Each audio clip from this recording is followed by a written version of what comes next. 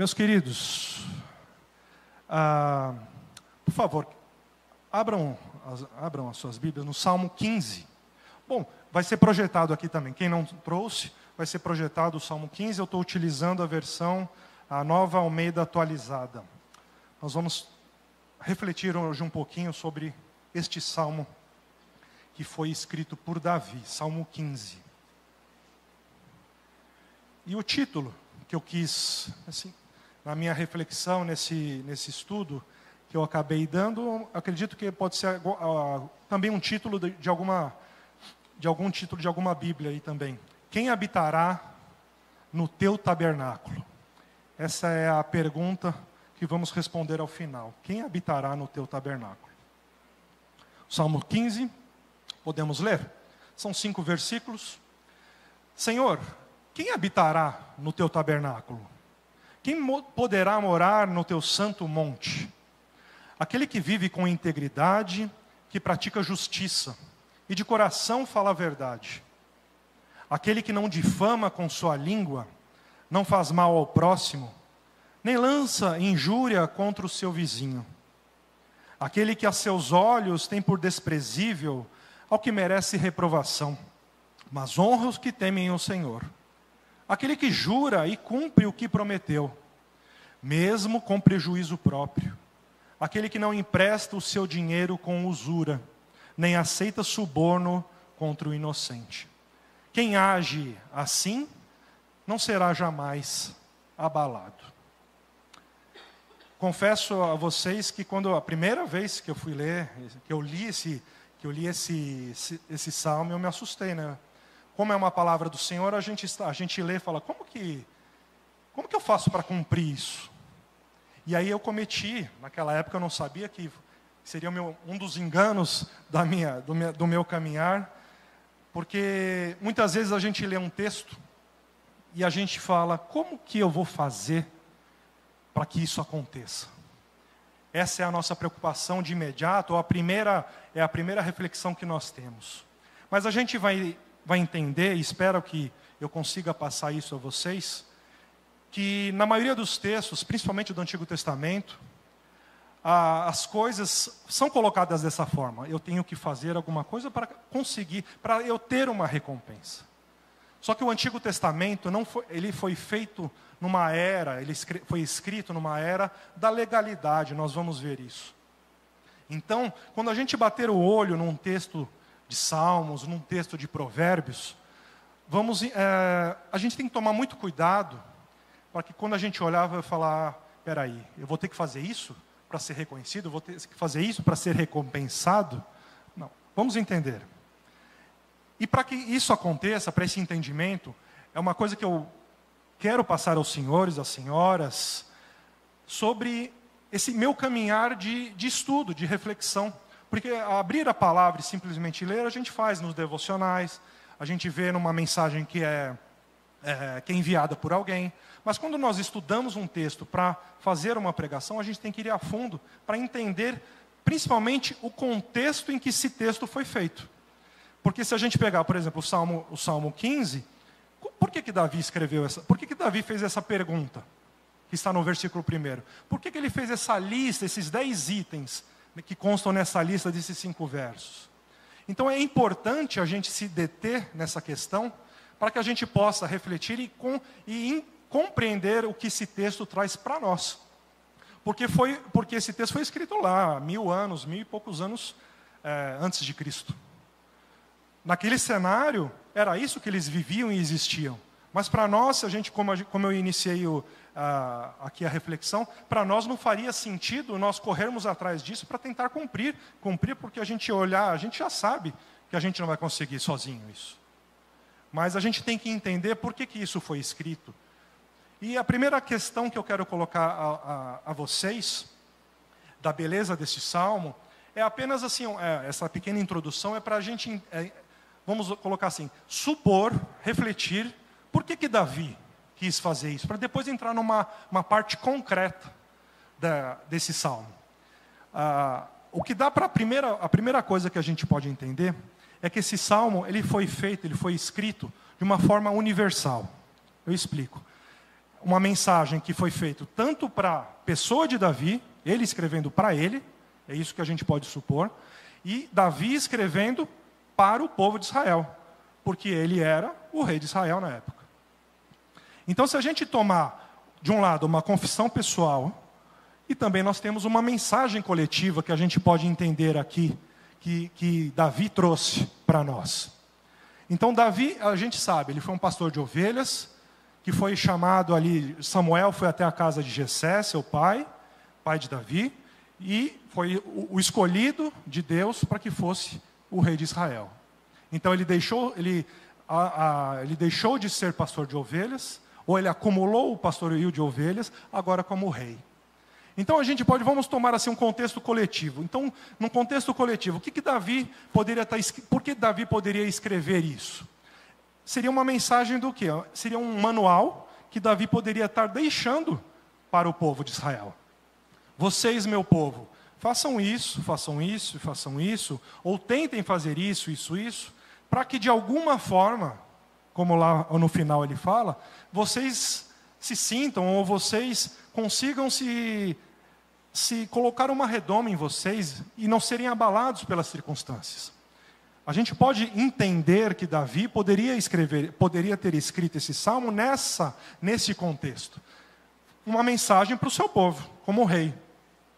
Mas por outro lado, a gente pode entender também que Davi, como uma pessoa, também poderia estar trazendo uma confissão do que ele deveria fazer e do que ele não, pelo decorrer da sua vida. A gente sabe que Davi foi um grande poeta, foi um adorador a Deus, ele tinha uma comunhão, ele foi um coração segundo Deus, mas ele também cometeu inúmeros tropeços. Então, esse recado que Davi quer nos mostrar, pode ser isso, falando, olha, eu fui um grande servo do Senhor, mas eu também fui uma grande pedra de tropeço para muita gente.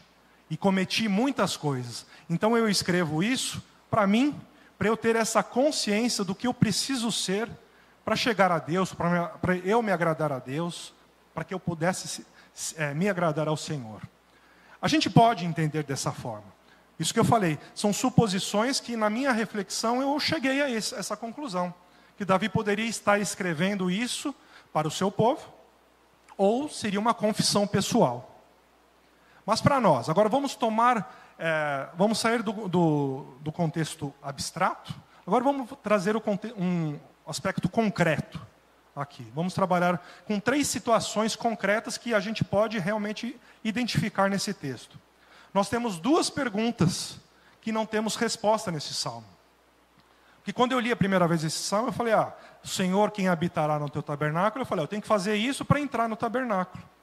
Mas se a gente parar e ler atentamente esse salmo, esse salmo não dá uma resposta para a pergunta do verso 1. Porque o que o salmo está trazendo? Senhor, quem habitará? Ele está falando um quem. No final, ele vai trazer o que eu faço para não ser abalado. Então veja, há 2 questões que são tratadas no salmo, mas aqui a pergunta não é respondida. Então esse é o primeiro ponto. O segundo ponto é que é uma lista de afazeres para se chegar a uma recompensa. Faça isso, e você assim não será jamais abalado. E o terceiro ponto é a presença do legalismo, como eu disse, na vida judaica. Então vamos começar pela questão o primeiro ponto, as 2 perguntas que não tem resposta. Ele fala, Senhor, quem habitará no teu tabernáculo? Quem poderá morar no teu santo monte? Essa reflexão, eles tinham, era uma reflexão contínua e corriqueira na vida dos judeus, porque eles queriam saber realmente como que eu poderia chegar a ter esse contato, ter essa conexão com Deus, né? E essa ideia, ela era retratada nas festas que os judeus faziam. Então a gente agora sabe que essa lista, ela realmente existiu. Não sabemos o contexto, mas realmente existiu. Por quê? Porque o povo, para chegar, quando ele chegava numa dessas festas, que não se sabe quais eram, dessas perguntas, né, nós temos 7 festas. mas não sabe quais eram essas festas. Que o povo chegava na porta do templo e chegava, batia e falava para os seus sacerdotes e levitas: Senhor, como que eu faço para habitar no teu tabernáculo? Os sacerdotes saíam, os levitas saíam e eles apresentavam essa lista trazida por Davi. Estava escrito. E eles liam para o povo. É assim, assim, assim, assim. Só que vejam, é uma lista em que essas exigências, né, vamos chamar assim, são exigências morais, são exigências pessoais. Os sacerdotes não sabiam se eles estavam cumprindo ou não isso. Então eles falavam, estou refletindo, vou refletir, e entravam.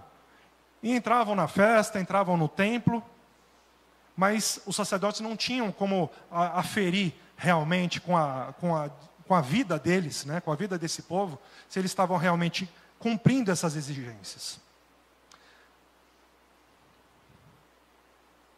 E é engraçado não, é interessante que a gente está falando de 1000 e poucos anos antes de Cristo, só que se a gente parar para analisar quando que esses afazeres, né, foram colocados para nós na questão da humanidade, a gente vai lá para o Gênesis 1, quando há a queda, quando a Eva tem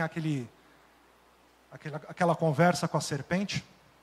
Qual foi a questão que a serpente levantou para Eva? É a mesma lista, não é a mesma lista, é a mesma maneira que está sendo colocada aqui em Salmos. Não estou tratando a questão de que há pecado nesse salmo. Estou falando que o contexto de fazer para ser ou fazer para ter já existe desde lá atrás. Como existe aqui, pela questão do legalismo. Mas lá atrás já existia o fazer para ter alguma coisa. Foi quando a serpente falou para Eva: se você comer, você será como Deus. Se você comer desse fruto, então quer dizer, faça, Eva, pega este fruto, coma, que você será. Veja, você será. É a mesma coisa que existe nesse texto. Em muitos textos vocês vão reparar nessa questão. Você será, você terá. Uma questão parece futurista, mas é uma questão que a gente olhando, é uma questão legalista, onde o legalismo já imperava. Agora, vocês podem estar me perguntando, mas a lei não era boa? Não estou falando que a lei não foi boa. A lei foi boa, a lei apontava para Cristo, mas a lei, quando o povo começou a utilizar a lei, ele distorceu a lei. Então ele distorceu o modo que eu fosse me aproximar de Cristo. Ele distorceu o modo como estava apontando para Cristo. Em vez de se colocar Deus no início, como ele fez lá no Éden, a serpente colocou Deus no final. E daqui também. Aqui está colocando no final. Se você fizer, você será como Deus. Por que a serpente falou? Você que é a imagem e semelhança de Deus, você não pode comer. Ou fizesse um outro tipo de pergunta. Veja que a distorção dessa questão do fazer para ser, como percorre toda a Bíblia, principalmente no Antigo Testamento, porque foi uma parte vivida sobre o legalismo. A gente sabe que Jesus veio cumprir essa lei por nós. Então veja que até antes de ser cumprida, até antes da vinda do Senhor, a vida era regrada por quem? Pela lei.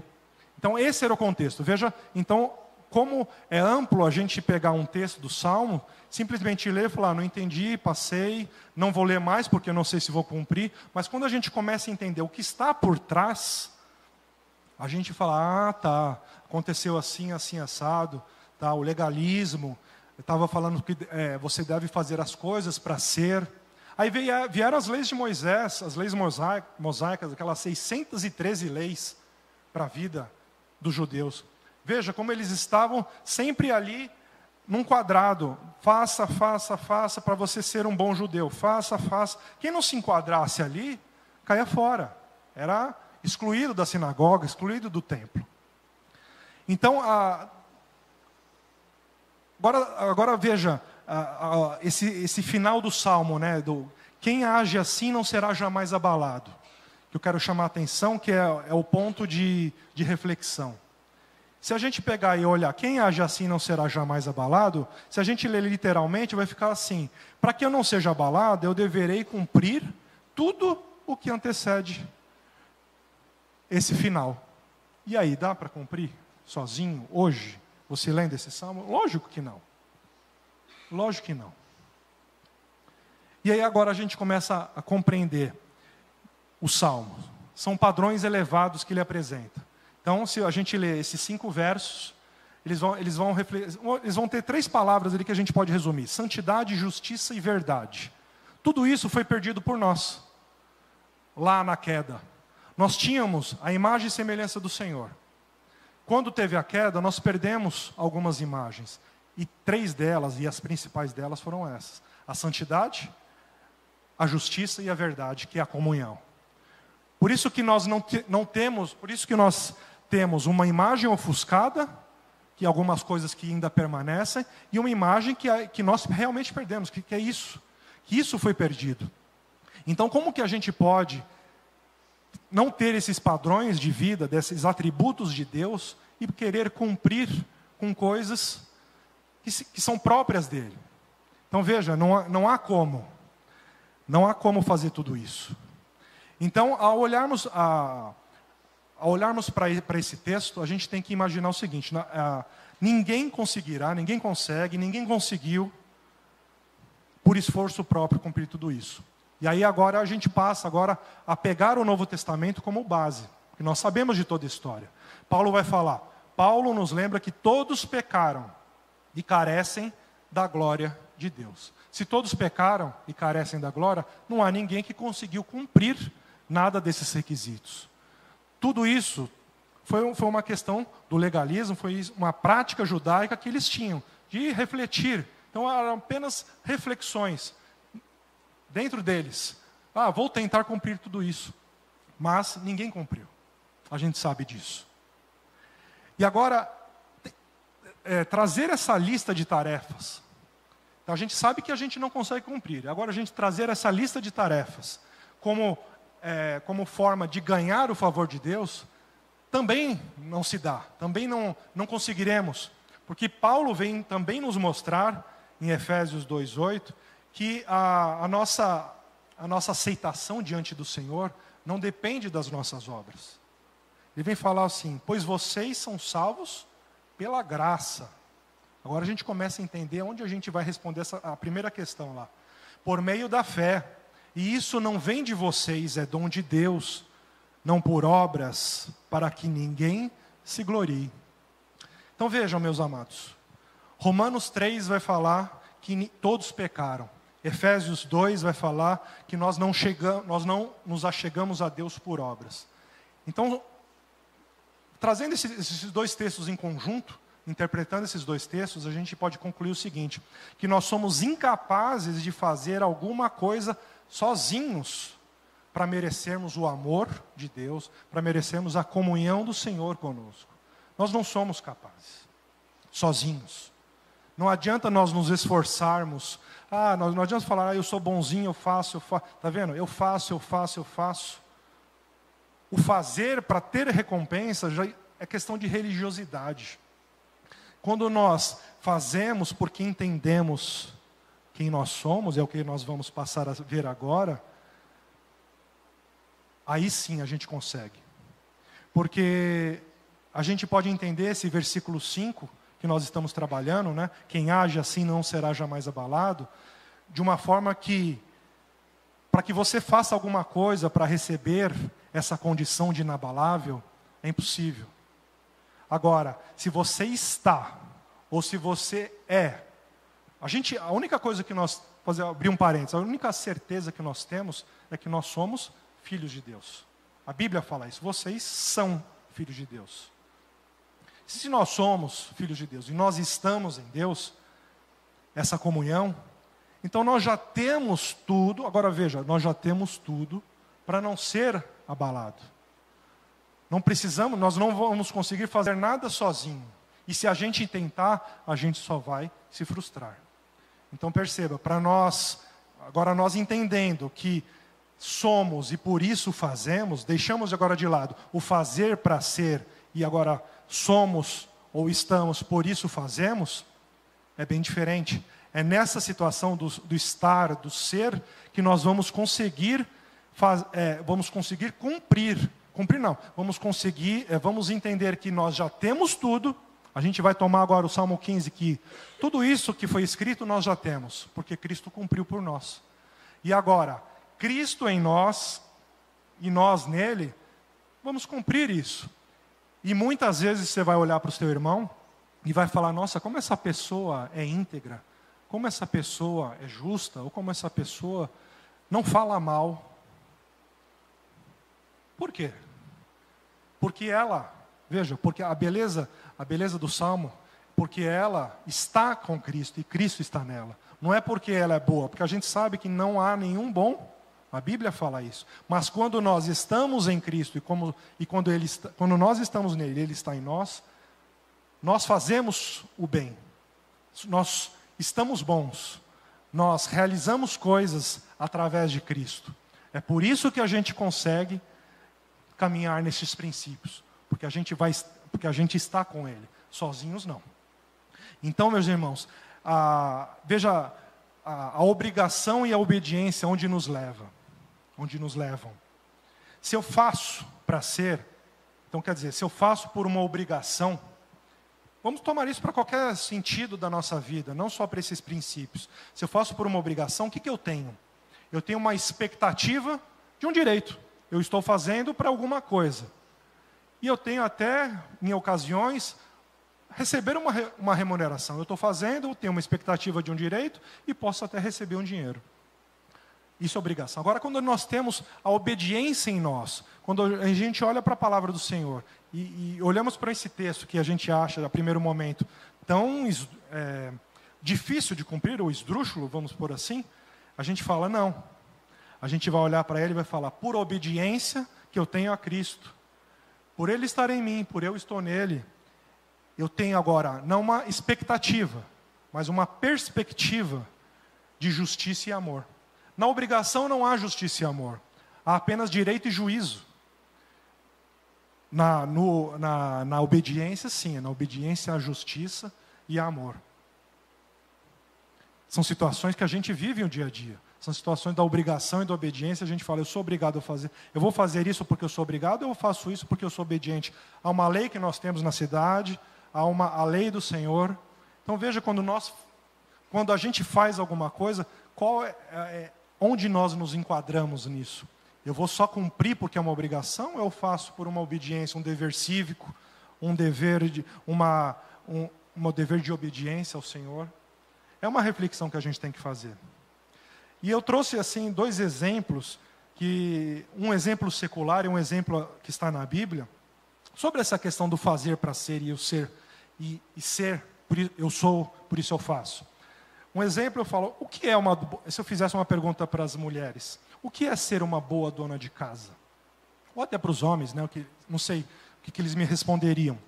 Aí eu pus duas situações aqui. É aquela que arruma a casa porque as visitas estão chegando, para que elas a elogiem? Ou uma boa dona de casa é aquela que arruma a casa todos os dias, não importando se terá ou não visita? Então veja, a primeira situação, eu estou fazendo uma coisa para receber um elogio. Então eu não estou sendo uma boa dona de casa, um bom dono de casa. Estou cumprindo uma obrigação.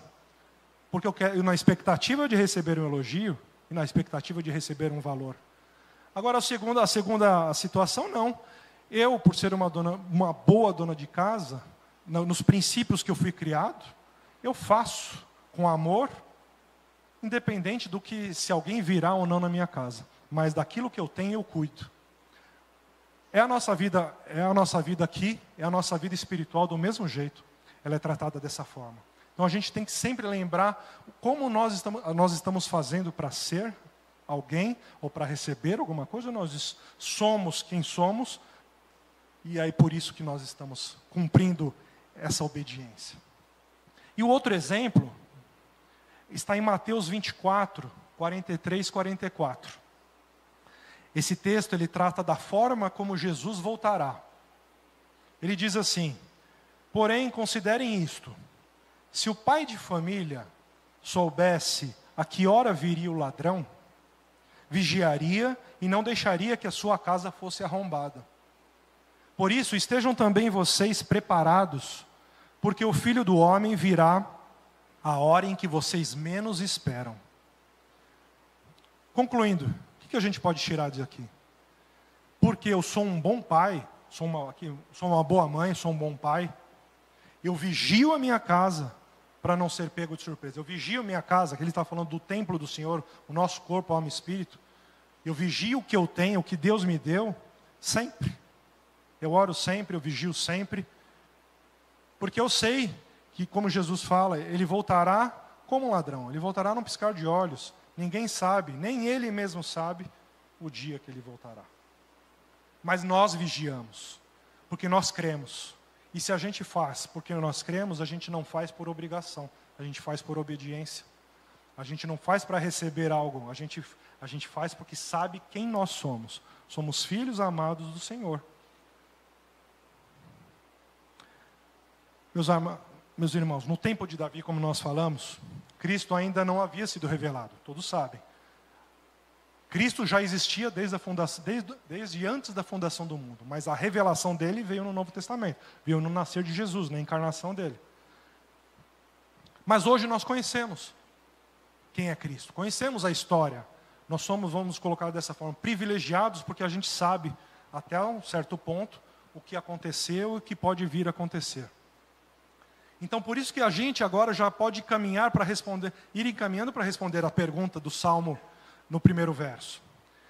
A primeira situação é a nossa vida. Então, se a gente sabe de toda essa história, a nossa vida ela se torna inabalável.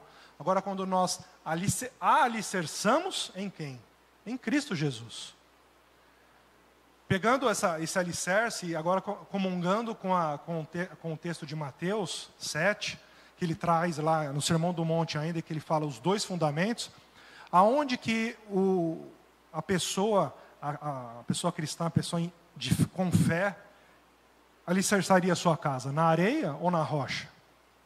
A gente sabe que Cristo é a rocha. E ali tem um paradoxo, né? Quem alicerçou na rocha, veio o vento, veio água, eles bateram, sopravam, e a casa permaneceu. A casa quer dizer, a pessoa permaneceu firme nas tribulações passadas. Mas quem alicerçou na areia, ruiu. A vida de quem fez isso ruiu. É da mesma forma que a gente pode tratar essa questão com o Salmo 15. Do quem habitará é quem alicerçou. Onde nós estamos alicerçando a nossa casa? Na rocha, na palavra do Senhor, em Cristo, ou na internet, assim, nas inúmeras pregações que nós temos, e temos inúmeras pregações boas, mas temos inúmeras pregações ruins. Aonde a gente está? Livro de autoajuda? Aonde que está sendo o seu norte?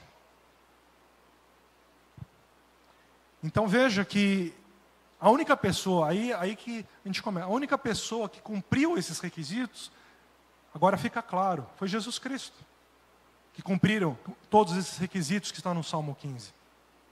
E que a gente estando nele e ele em nós, a gente vai poder cumprir esses requisitos. Então, da próxima vez que vocês olharem para esse salmo, não se sintam constrangidos de falar, nossa, eu nunca vou. Não, você vai cumprir. Pode ser que não seja hoje, amanhã, daqui a um ano, mas se você sabe quem você é, se você sabe que você está em Cristo, Ele está em você, e que nessa sua caminhada, embora humana, embora algumas vezes derrapando, você se arrepende e sempre volta para o caminho, você conseguirá cumprir.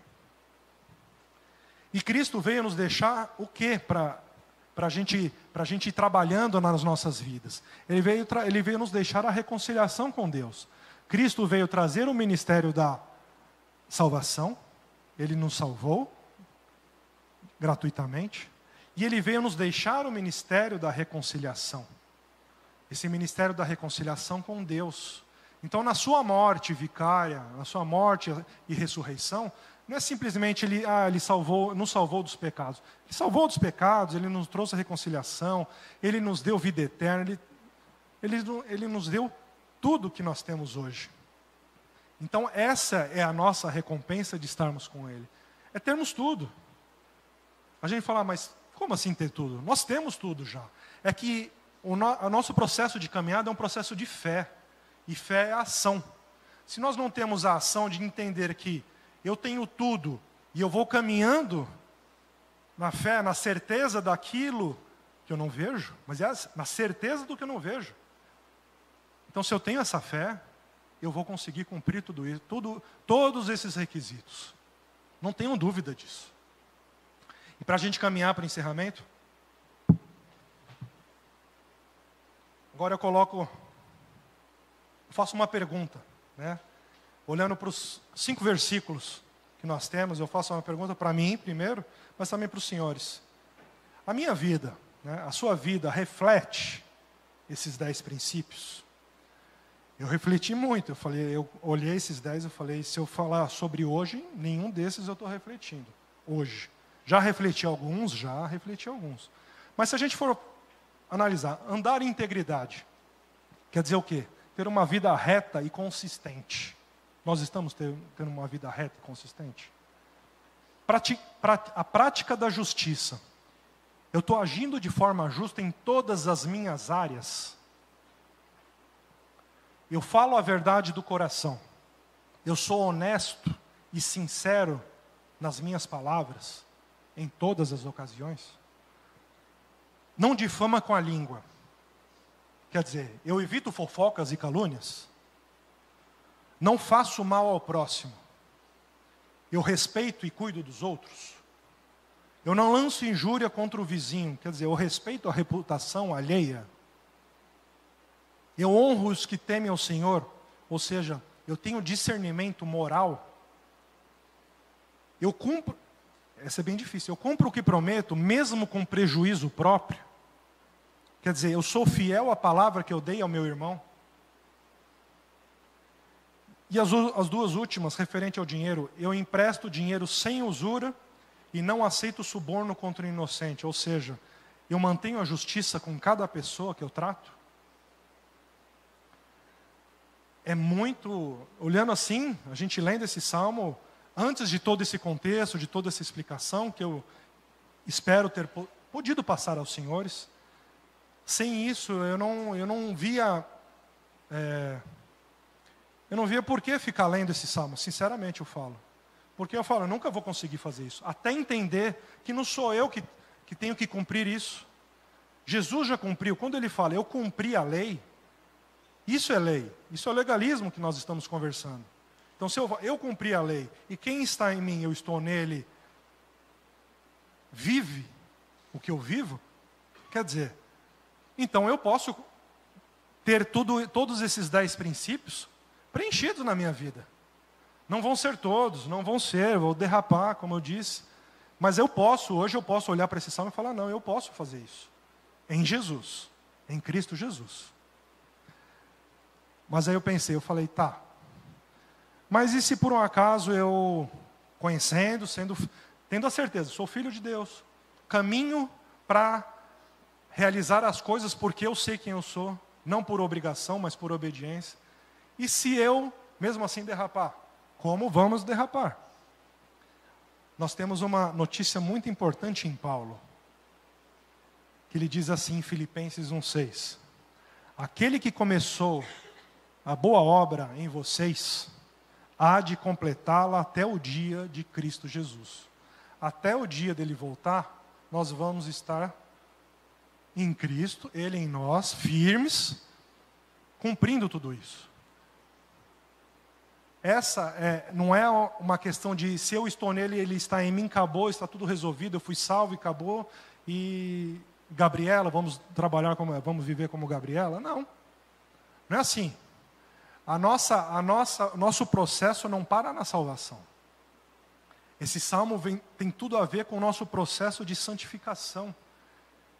As coisas que Cristo fez por nós, agora nós podemos fazer nele. E nós temos que fazer, porque a própria palavra fala, a santificação, sem ela nós não podemos agradar ao Senhor, nós não podemos ver o Senhor, sem esse processo de santificação. Então, se nós pararmos nos salvos, acabou. A gente vai ficar ali todo dia querendo ser salvo. Mas não, nós já somos salvos. Agora a gente tem que buscar o nosso processo de santificação. A palavra é clara quanto a isso. E esse salmo traz o processo de santificação. Em Cristo Jesus a gente consegue fazer isso. Temos que dar o primeiro passo de fé, como eu falei, de obediência. Mas a gente vê, a gente sabe que o Espírito Santo vai estar lá, nos orientando, nos capacitando, nos dando o puxão de orelha, mostrando é por aqui, não é por ali, mas a gente vai conseguir cumprir todo esse propósito do Salmo 15, até o dia de Cristo Jesus. Então não se apresse a cumprir isso amanhã. Se a palavra fala que ele vai completar a boa obra até o dia de Cristo, diariamente a gente tem que viver esse Salmo 15, como toda a palavra, mas especialmente hoje o Salmo 15. E para a gente finalizar, a gente pode agora responder a pergunta: Senhor, quem habitará no teu tabernáculo? Quem poderá morar no teu santo monte? A resposta agora fica bem clara: quem estiver em Cristo e Ele em você. Esse é quem habitará no seu tabernáculo, expressando os princípios do Salmo 15, naturalmente. Se eu tenho Ele, Ele me tem, naturalmente eu vou expressar. Essa é a graça que nós temos que aceitar, a graça de Jesus Cristo vinda do Senhor. Essa é a comunhão que nós temos que ter com Ele. E esse é o espaço que nós temos que dar ao Espírito Santo para nos moldar a esse caráter. Amém?